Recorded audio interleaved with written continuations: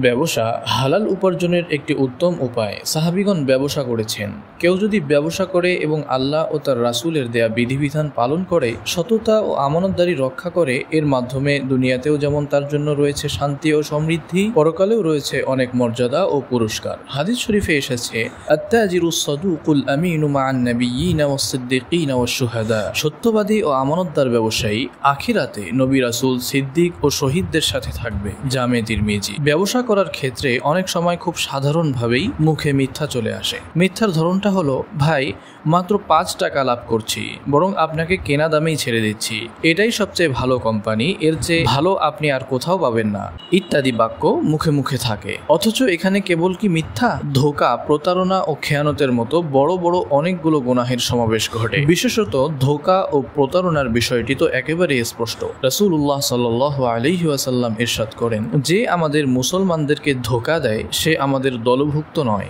এই হুমকি বাণীর প্রেক্ষাপটটি কিন্তু ব্যবসা কেন্দ্রিক। রাসূলুল্লাহ সাল্লাল্লাহু আলাইহি ওয়াসাল্লাম একবার একজন শস্য ব্যবসায়ীর পাশ দিয়ে যাচ্ছিলেন। তখন তিনি তার শস্যের স্তূপের ভেতর হাত ঢুকিয়ে ভেতরের শস্যগুলোতে কিছুটা আর্দ্রতা অনুভব করলেন। জিজ্ঞাসা করলেন, এটা কি? ব্যবসায়ী উত্তর দিল, বৃষ্টিতে ভিজে গেছে। নবীজি বললেন, ভেজা অংশটা উপরে রাখলে না কেন? এরপর নবীজি বললেন, যে ধোঁকা দেয় সে আমাদের দলভুক্ত নয়। সহিহ মুসলিম।